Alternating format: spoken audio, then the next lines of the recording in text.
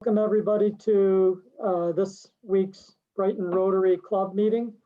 And we're going to do a slightly different version for our club meeting this week because we've got extra folks listening in for the presentation. I'll do all our club news for the most part in an email here in the upcoming days. Just want to put a special reminder that the Brighton Rotary Club is featuring a holiday fund this year instead of our holiday auction. And we're going to be collecting money that would have alternately been raised at our auction to benefit local beneficiaries. So please get your donations in to Tony's collecting those for our club. And then we'll be working next Monday at our fun social event to discuss where they're going to get distributed. So look for an email here in the next day or two for our usual club news. This week, we have special guests here from Roctricity. Bill, I'll turn it over to you to introduce our speaker and to set up the program. Thank you, Ned. Thank you, Rotarians, and to everybody else that's joining us tonight. I'm Bill Maley. I'm a proud member of Brighton Rotary Club, but I'm also the Brighton Town Supervisor. I am very excited about Community Choice Aggregation, the program you're going to hear about tonight. Here in Brighton, this is the first of its kind in Monroe County, and I want to thank Sue Hughes-Smith for joining us tonight and working with the town on this innovative wholesale sustainable energy program. CCA, or Community Choice Aggregation, will advance our shared commitment to make Brighton a more sustainable community. Just a couple of words about CCA, and Sue will talk much more about it, but Community Choice Aggregation is a program approved and regulated by the State Public Service Commission that allows municipalities to aggregate the energy demands of residents and small businesses and to negotiate wholesale contracts for their energy supply. And in this case, contracts for 100% renewable energy. Starting in January, Brighton will be implementing this program. It will provide the community with the opportunity to purchase electricity from 100% renewable sources, all at fixed and very competitive rates. As I mentioned, Brighton will be the first community in Monroe County to do this.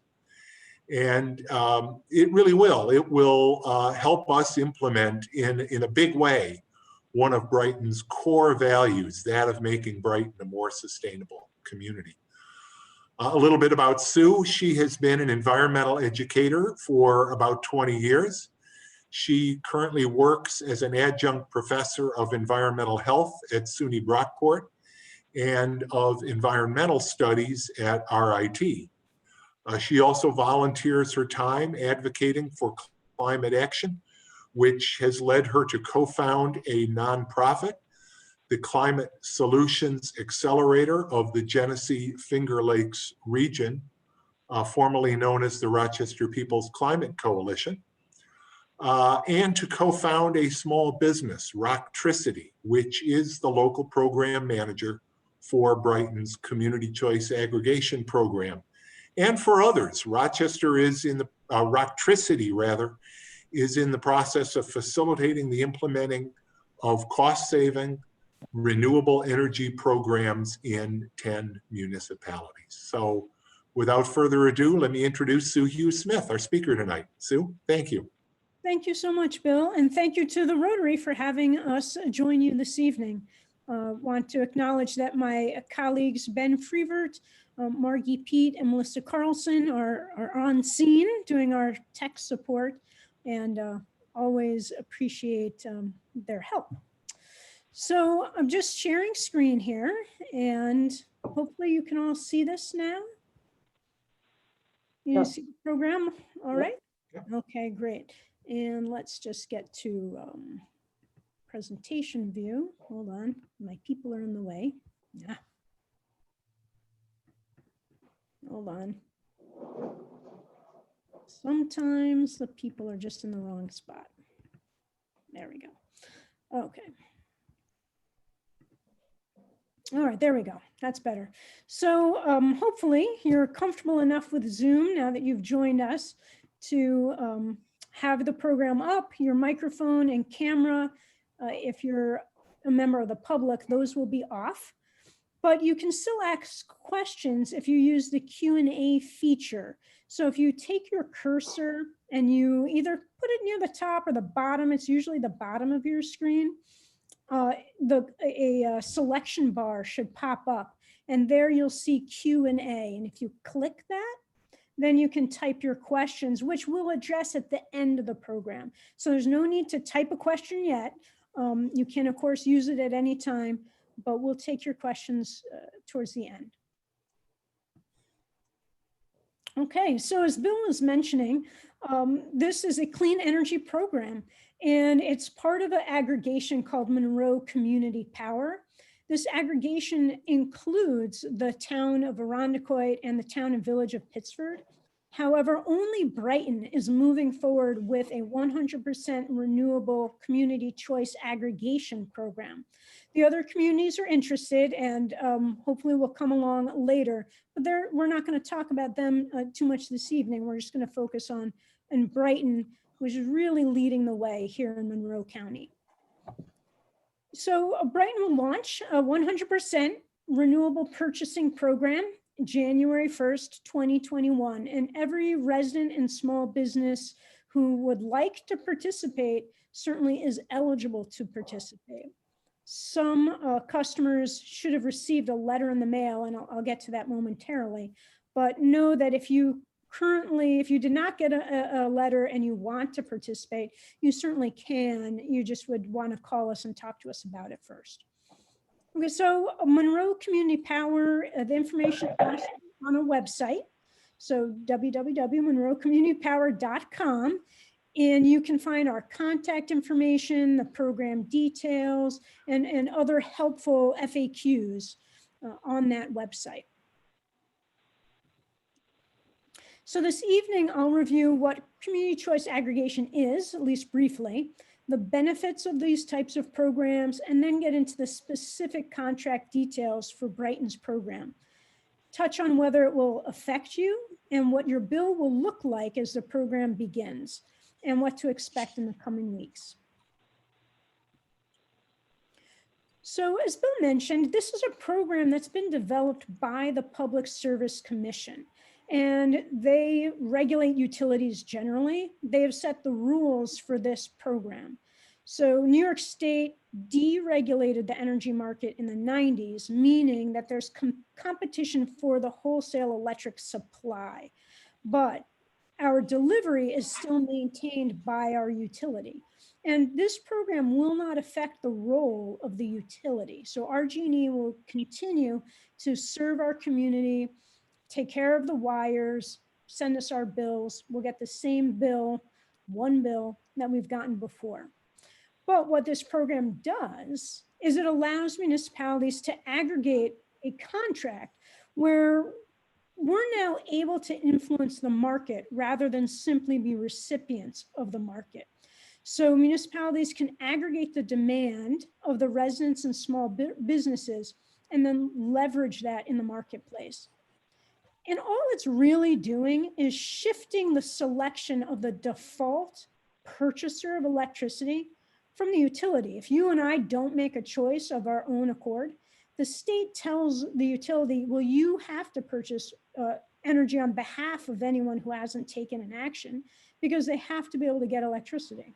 So instead of the utility making that default choice, the locality is now able to make that default selection. And we think that's a very powerful tool, especially for trying to move forward with sustainability goals. So all energy customers are eligible to participate, but some are automatically included in the program, and that is described as opt-out treatment.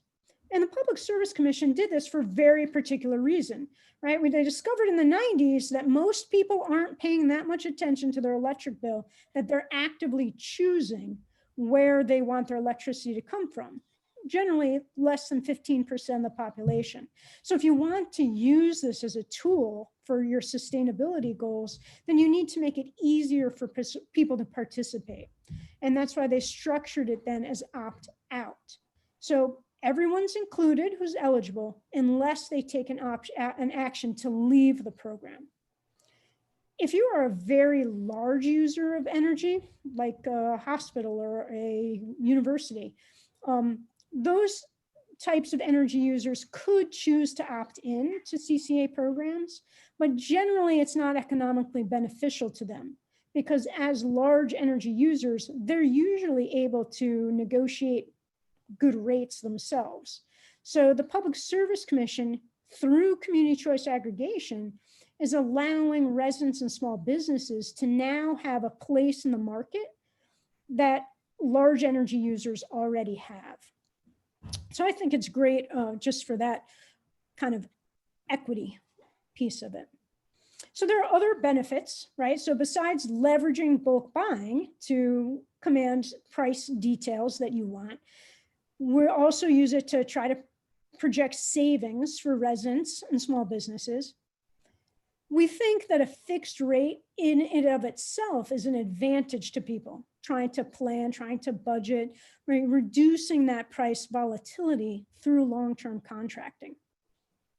It enables the selection of the default supplier, which we hope will be used to accelerate the transition to renewable energy. So simple diagram here on the left, right? You can see the market rate going up and down in the red dashed line. And the utilities have, they're restricted by certain rules.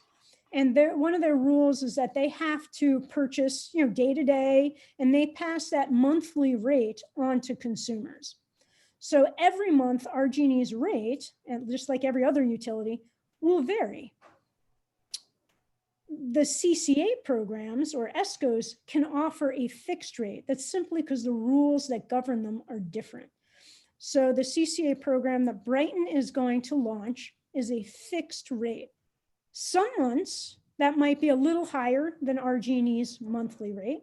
Some months it will be lower than RG&E's monthly rate. So the question becomes, how do you set that fixed rate so that you think it will benefit the community? And there are a couple of different ways to think about that. None of them is right or wrong. It's just a different way of determining value. So let's think about what Brighton's rate is. First of all, the winning bidder is a company called Source Power, located here in New York, and the contract will last 24 months for 4.292 cents per kilowatt hour, or $0.04292 per kilowatt hour. So that is historically a fantastic rate. It's lower than, say, the 30-year average. It's lower than the last 6-month average for RG&E. It's slightly lower than this month's RG&E rate.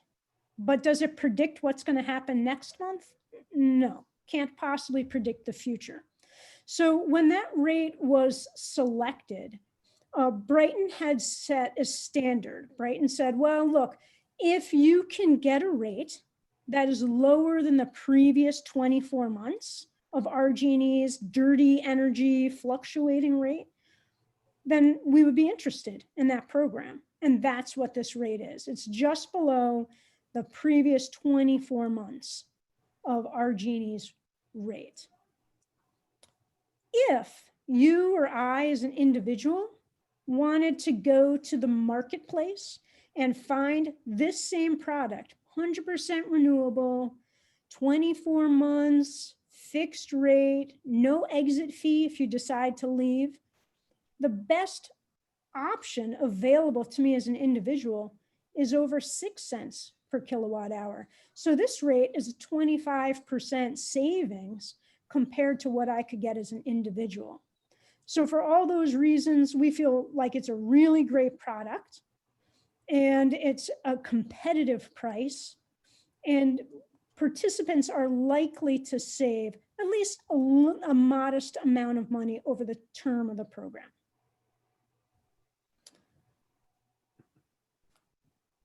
Okay, So will CCA affect you or me? Well, in all likelihood, unless you choose to leave the program. So the folks who should not have received the letter in the mail would be people who are not automatically included.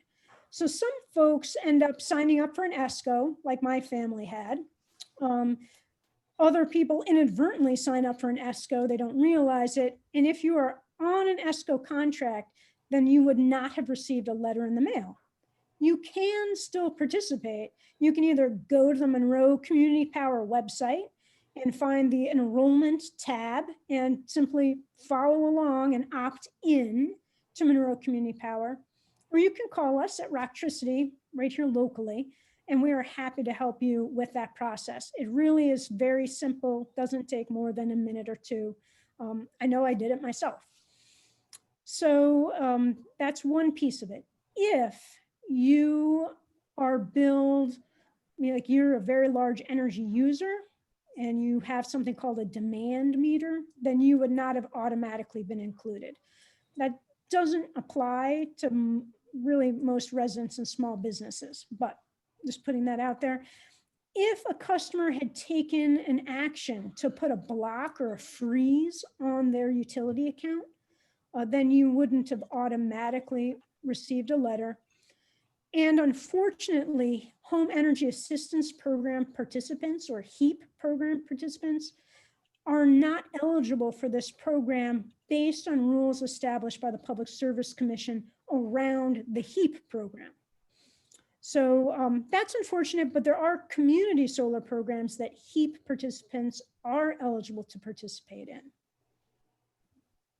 And that's just a different type of program, so not to confuse you. So all other customers are going to be automatically enrolled unless you take an action by December 21st. And if you looked at the letter that came in the mail, you really had a couple different options. You could have just returned a card. You could have called us at Roctricity, or you could use the website to opt out. All of those were possibilities. Sorry if you hear someone in my house is printing something. Okay, so will your electric bill look different? It will look a little different. You're still going to get the one bill from RG&E, but where the supply information is located is going to move. And I'm going to show you a picture of that in just a second. It's going to move basically from kind of more at the beginning of the bill to later in the bill. So here's an example of an RG&E bill without community choice aggregation. So you'll notice kind of the detailed information about your account and when your meter was read. And then there's two types of charges: delivery charges and supply charges. Now, delivery charges are the fees that RG&E is allowed to assess in order to cover their expenses. And that doesn't change with community choice aggregation. Okay, RG&E is still doing their job and they still have to be compensated. But community choice aggregation can affect the electric supply charges. And there are really two important things to know. So one, of course, is that RG&E's is variable and it'll be different each month. And the other is that if you're trying to compare your RG&E bill to the rate that we cited for the CCA program, it's not simple, because in your RG&E bill, there are actually three numbers here listed. You have to add all of those together in order to determine the comparison rate. Okay. When you get your CCA bill, you will only have one number associated with supply. Everything is included. It's kind of like an all-in rate. Okay, so I'll show you that in a little more detail here. On the very beginning of your bill, your RG&E bill, there's a consolidated account summary.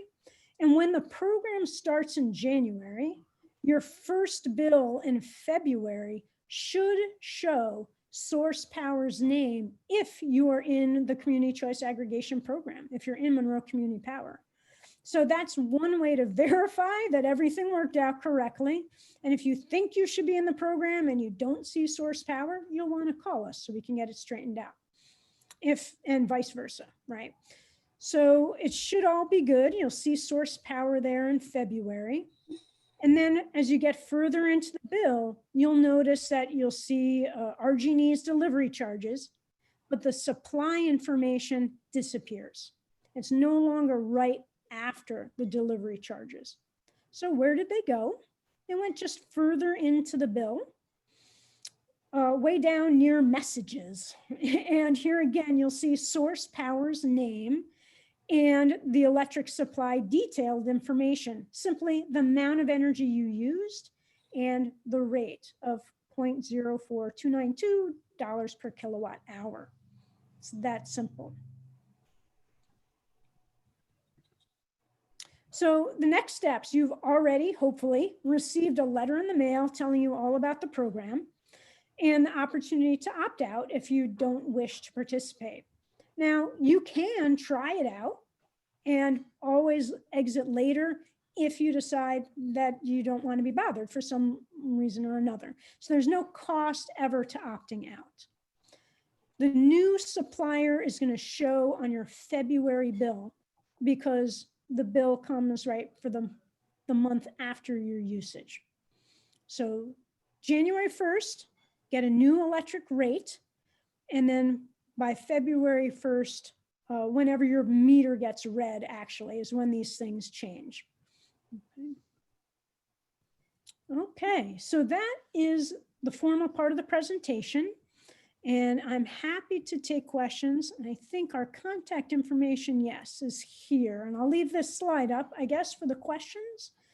So just showing that you can reach us at 244-0244 or email us at info@monroecommunitypower.com. Both are pretty accessible. And again, I'll just mention Rotarians, you can use the Q&A as well, but you're not necessarily muted. And everybody else, we would ask that you use the Q&A down at the bottom of your screen to ask Sue questions. Sue, you know, I don't see any questions yet, but I'll just throw one out that we've heard a lot, and I think it might be helpful because a lot of people already are in a solar program. Maybe they have solar panels on their roof. Right. Can they still participate in the community choice aggregation program? Great question. And the great news is yes, you can. If you have solar panels on your roof, you can still, and we hope you will, participate in community choice aggregation. If you are in a community solar program subscription, you also can still participate in community choice aggregation. You're really just maximizing your savings and maximizing kind of your commitment to renewable energy. So they work really well together. And I think that'll address a question that we received from someone who says, I enrolled in SunCommon some time ago, and SunCommon is one of those community solar programs. And she says, I assume that joining the CCA would mean I cease my agreement there. And the answer is no, you don't have to. Actually, what this will do is get you, right now with SunCommon, your excess supply is just regular dirty RG&E power. Now you will be getting clean, renewable, mostly hydropower sourced electricity. So if you're in SunCommon or one of those other community solar programs, no need to opt out of that. Now, another question, does being part of this mean that during any peak times, power is decreased or cut? For example, that you can't run your air conditioning during the hottest part of the day? Absolutely not. For the customer, you really are experiencing no change. You theoretically can use as much electricity as you want. You're just going to pay for all that electricity. And now you're going to pay at a fixed rate. So no, you're not entering into some kind of program that will at all limit your consumption. This will really be a transparent program. You'll, on January 1st, you'll flip the light, it'll still go on. After you get your first bill, you'll flip the light, it'll still go on. So it really will be transparent. And again, as Sue mentioned, some of the other things that you're used to doing today with RG&E, for example, if the power lines go down, who do you call? You call RG&E, or you go to the town's webpage and you click on the link to report an outage.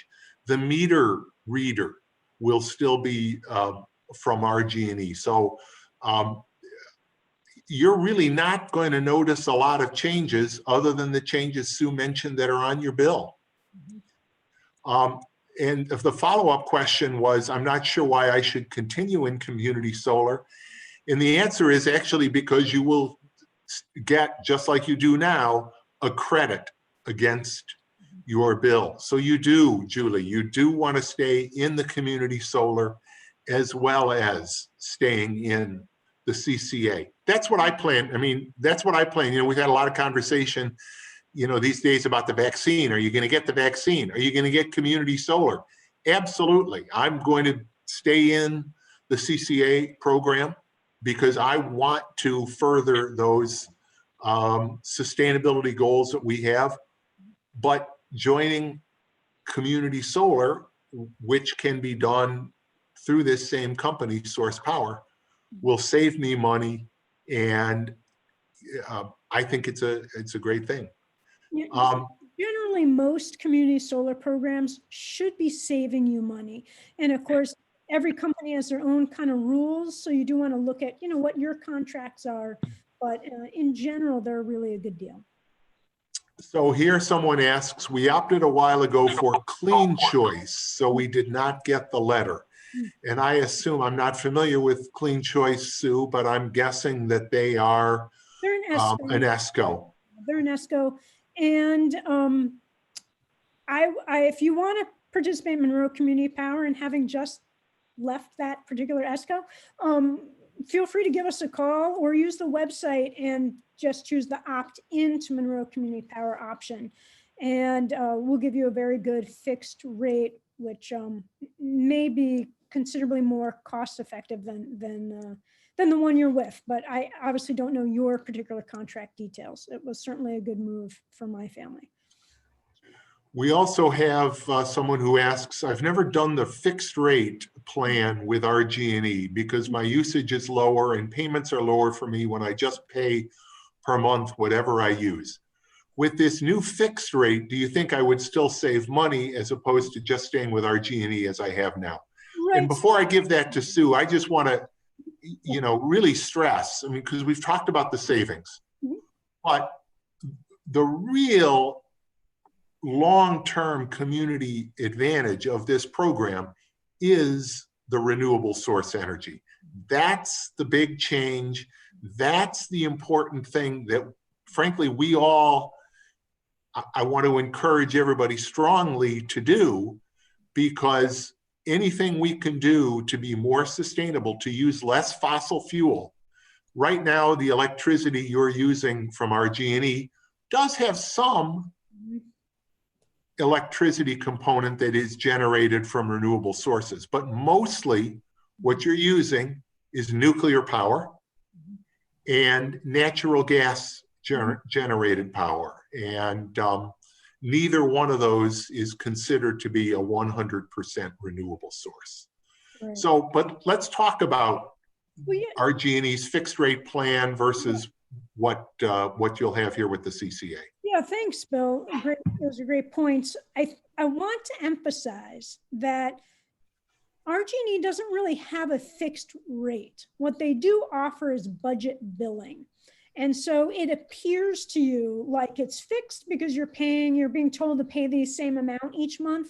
But you're right.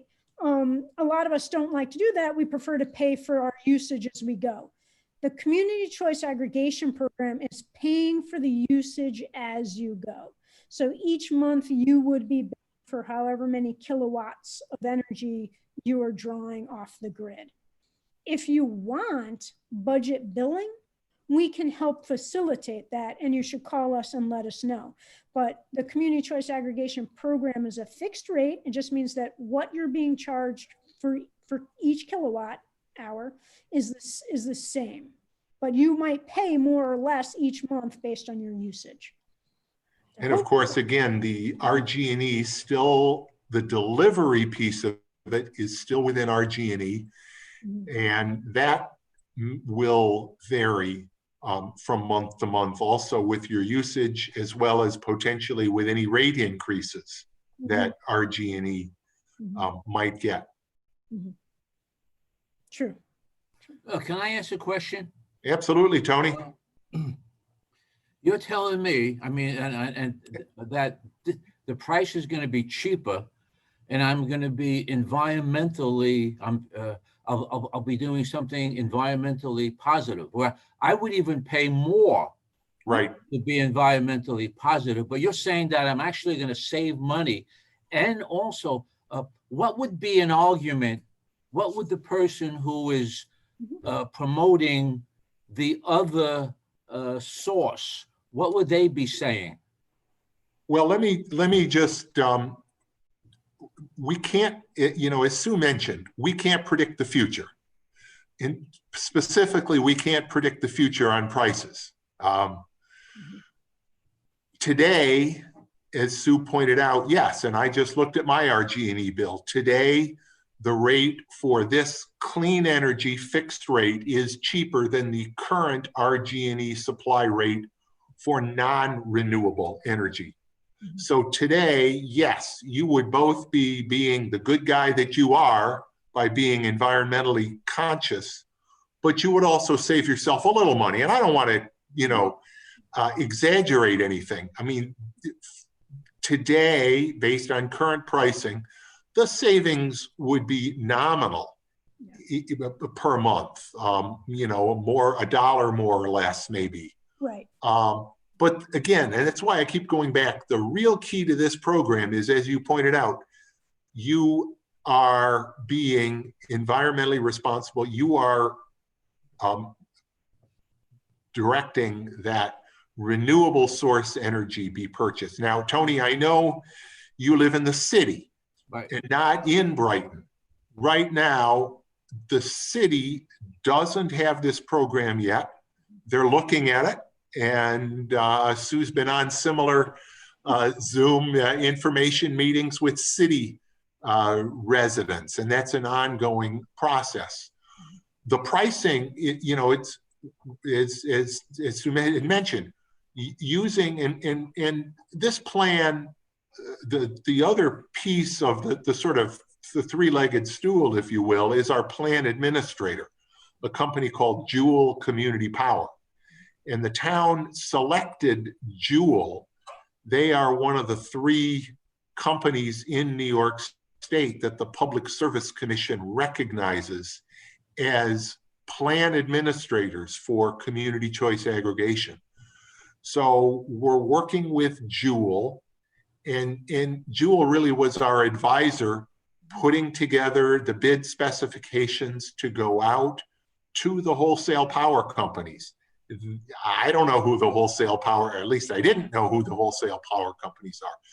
Jewel, working with Roctricity, made sure that our bid went out to the various companies that they knew are interested in being suppliers, wholesale suppliers to community choice aggregation program, and gave us the advice that we took to accept the bid that Source Power made. 1, because of its low price, 2, because it was using and supplying 100% New York generated renewable energy. And that New York generation is important because another good news, good sustainable news part of this is that will help the town getting future grants from NYSERDA, the New York State Energy Research and Development Agency.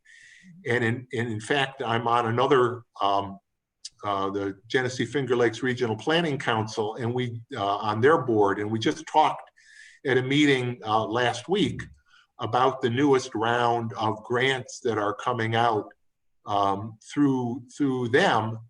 And yes, those are grants that our role as a community choice aggregation town using New York clean energy, that will give us points and make it more likely we'll get a grant. So can you talk a little bit to the signs I see when I'm driving through the Finger Lakes of people that don't want solar on the farmland and wind on the farmland and the environmental impact? I think that kind of builds on what Tony was asking is the flip side. Sure thing. So first of all, I think we all need to acknowledge a couple things. One is that there's nothing that's not going to have any impact, right? Right. So what we're doing, or what we should be doing, is choosing the least impactful. And by any environmental measure, and I can point you to some scientific studies on this, but if you're talking about air quality, water quality, climate change, wind and solar is by far and away more sustainable than anything else that we have or can use today. So what people are concerned about, I think, is change primarily.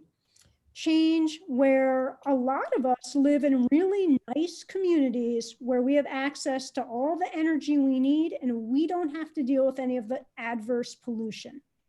So on some level, there is a defensiveness where we're saying, why should we now have to accept some change for the energy that I'm already getting, right, without having to do anything? I think the other challenge is that people envision that we're going to need all this energy and everything's going to be covered with solar and wind, and that it's just not factual. Okay. I hate to lose too much farmland. That's the one I was thinking. Yeah. Well, Okay. right. And I think legitimately there are a lot of farmers who are concerned about farmland. To them, I really would like to have a conversation about, well, how are we using that farmland today? Right, because a lot of it is being abused and misused for a whole variety of production of commodity crops. I mean, like we could go on and on having that Sure. conversation, but the argument of taking some farmland and taking 1 to 3% is all we need of state land, and it doesn't have to all be farmland, but to have all of the energy generated in New York State from renewable sources, 1 to 3% of our land. Like, is that really too much of a sacrifice? To me, it's not. And so it's hard for me to understand that argument. I think it's mostly an emotional argument where people are worried about change. And a lot of these solar and wind facilities work really nicely with agriculture, maybe not commodity crops, but with other types of agriculture. And if you're worried about farmers love this because it gives them access to a new commodity, something they can sell that isn't impacted as adversely by the weather and so forth, right? So we could allow more farmers to survive if they're able to have these types in the field. Sorry, Bill, I could go on. Peg, the other thing I was going to say is most of the supply for this program will come from hydropower. Yes. Not Niagara Falls. Niagara Falls power is spoken for, but for smaller, some already existing, some that, we hope will continue to be built, small scale river hydropower facilities in New York. Again, everything with environmental, the State Environmental Quality Review Act applies. So there is an environmental quality review of any new projects. But so most of what you're going to see here is hydro, maybe some wind, depends on the market. True. Good point, Bill. Thank you. Thank you. Let's see here. Where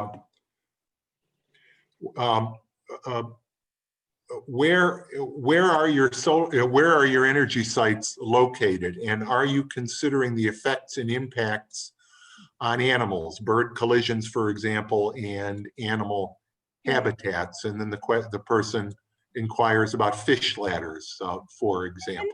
this definitely gets to Bill's point that this is all coming from hydropower that's pre-existing in New York State, that's run of the river. So these aren't particularly dammed up locations. These aren't huge facilities like Niagara Falls. And many of these have met additional certifications for environmental protection. And I can delve more into that. If someone wants to send me an email, I can give them a little more information on the organization that does that credentialing. So I hope that helps answer that. But again, because they're mostly hydro, they are located in, really in rivers in, around New York State. Mhm.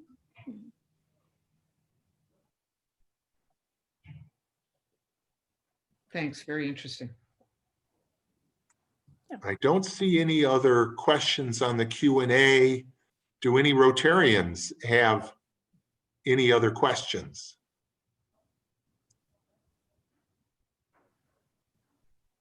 I would mention that this, Sue and I, along with a representative from Jewel Community Power, had done previous Zoom information meetings. And if you want to view those and see some other questions that people had, you can do that on the Monroe Community Power Facebook page, and the links to each one of those. Look for the Brighton community meetings, and each one of those are attached there. Yeah, and Bill, I might just add, I think it was, I don't remember if it was Tony you said, who was asking about what do people are opposed to? And Yes. by and large, people who opt out of the program, which quite honestly has been very few people. We've taken hundreds of calls, over 300 calls, and I think fewer than 30 people have opted out of the program, which is great news. But they don't like that it's an opt-out program.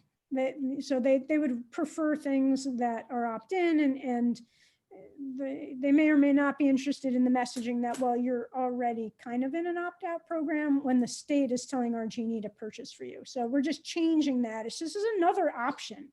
Nobody has to participate. We, of course, hope everybody will.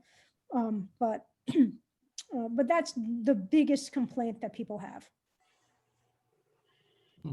Looks like one more question there, Bill, on the screen. Okay. Yes. It says, my current bill mentions transition charge. Will this still be there?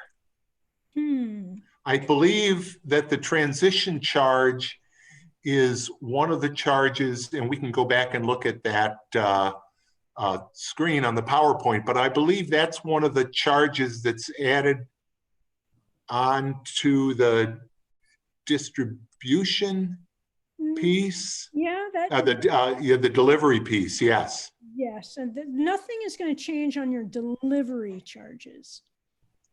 So that will still be there, but that's an RG&E That's not charge. Yep. Yeah, there's the one that really shows it. Right, but you should no longer, you will not, if you're in community choice aggregation, these merchant function charges disappear. Right. So I'm looking at my bill.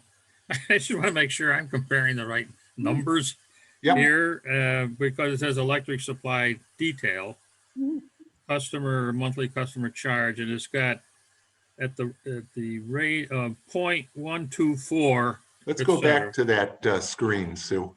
Okay. So yeah, that one. So mine says just supply detail 1.124. Is that the number that compares to the 0.04 on the fixed rate? Are you here electric supply charges, or you electric supply detail? You have an ESCO.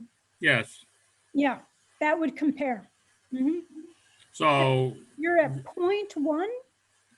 0.124. You're paying way too much. 12 cents a kilowatt hour. Well, Mr. Supervisor, send me my refund right now. Well, it's interesting, Chuck, but that's a great example of what a lot of, and I'm just going to call them unscrupulous ESCOs have done. It's bait and switch. It is. They've taken advantage of the fact that most of us don't scrutinize our electricity bill very often. And when we do, we don't understand what it is. I don't know what a transition charge is or a merchant function charge, but they may have offered you a great deal when you started, Chuck. Yep. But today they are charging you 12 cents a kilowatt hour. Right. And Which is we'll 4 be cents. charging you 4.29 cents per kilowatt Well, hour. that's why I wanted to make sure that I was comparing the right number, because it did seem to be You are. quite a jump from Yep. the fixed rate to And the don't feel rate. badly. Same thing happened at our house because my husband was on the phone and he was like, "Oh yeah, we're gonna have this 5 cents for a whole year," and then he doesn't look at the bill. And so I looked at the bill. I'm like, 13 cents. What are you? So, And I had one a while ago that their rate stayed the same, but RG&E's went down enough.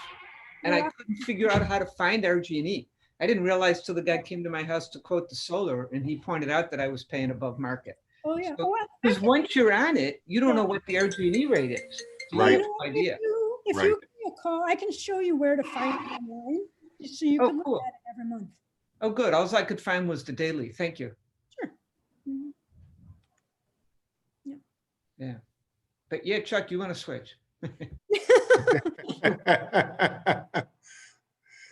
Mm. And then, of course, Chuck, maybe you want to, donate your savings to the Rotary Foundation or something like that. Although Chuck has to opt in since he's on an ESCO. Yeah. Right, he should call us or use the website and opt in for sure. Mhm. 244-0244 is the Yeah. number and you'll talk to one of those Monroe Community Power folks Yep. that are probably on this call right now. Right, right. And by the way, I just want to say, Sue, you've heard me say this before, but people that have given me feedback about the customer service contacts that they've had with Monroe Community Power have been very positive. They've said that the people that they've talked to have been very knowledgeable and been able to help them walk them through the questions and their specific circumstances. So I really do. These are, these are local customer service people. And they are people familiar with this specific plan, and they will be able to answer the questions that folks may have.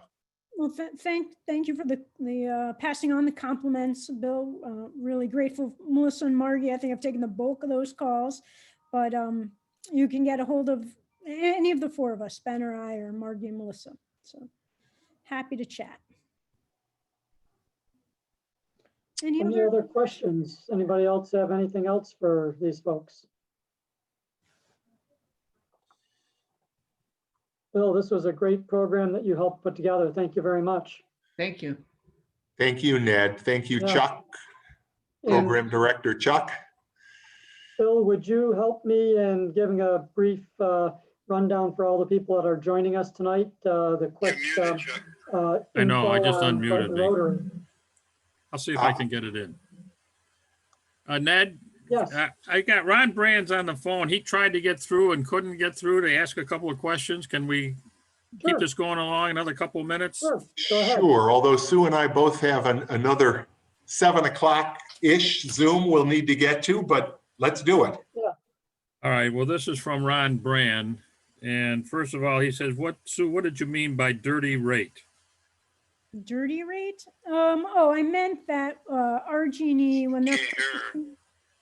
when RG&E is purchasing electricity, they're purchasing from all the wholesale producers, the majority of which are using fossil fuels to generate electricity. And that's what I meant by dirty. Or Did you nuclear. hear any of that? Nope. Oh, So let's try. can you just tell them power plants that are using fossil fuels to create electricity? Power plants using fossil fuels. Or nuclear. The next question was, does this contemplate that there will have to be solar farms in Brighton? No. No. No, I don't anticipate that any of this power will be generated in Brighton itself. That's not to say, however, that there might not be some areas, particularly in the western part of town, that might at some point, through a land use process be found to be, but again, that's an entirely different subject, and none of this relies on any power generation in the town of Brighton. Did you hear that? Yes, I did. Thank you. And then if you, Ron, why don't you go ahead and say your last one about you being available? Well, Sue, if you want to talk about farmland and agricultural issues, I can relate to you a 2.5-year process where we're in Article 78 right now in another community, and be more than glad to talk to you and Margie at any time. Thanks, Ron. That was brilliant, Ron. Very good. Thank you for being the go-between. I'm telling I'm used to being the middleman. Okay, I'm gonna hang up, Ron. Bye. So Bill, you've got to wind down. You and Sue have another meeting to go to. We do. Rotary was pleased to be able to host this program. This was educational for our members, but also I'm glad others in the community were able to listen in. But Bill, our normal invitation to community members to volunteer with our club and seek opportunities to be members is always welcome. We're a club of Rotarians who are bonded by fellowship, community service, and purpose, both in our community, nationally and internationally. And this is just another way that I think we come together in support of our community and the environment in our area. And just be careful of those Rush Henrietta Rotarians. No, we really do. We welcome men and women who are committed to the motto of Rotary: service above self. That's the qualification to join Rotary. If that's an ideal that you believe in and want to put a little elbow grease into, we would love to talk to you about becoming a member of the Brighton Rotary Club. So thank you one and all for participating. Thank you, Sue, for everything you've brought to the table and helping the town out here. Sure. Thank you. Thanks for having us, and thanks really a ton to Bill Maley for his leadership. So So I Thank should you, call Bill. this number to figure out what my rate should be, that you pointed out, right? The 244-0244. yeah, Yep. you should call us and we'll get you opted into Monroe Community Power. Yeah. Oh, is that your number, Sue? Yep, Okay, good. Thank you. you're welcome. It's the Monroe Community Power number. Yeah, okay. But I'll be Great. talking to a familiar voice and face. Well, it'll either be myself, Margie, Melissa, or Ben. So, but if you No. want to talk to me, I'm happy to talk to you. Well, I like to talk to people I know, and I feel like that we're very close right now. And Well, your neighbors.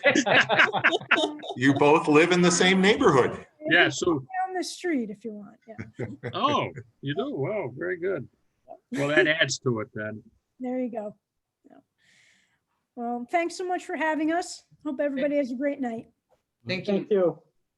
Bye. Night.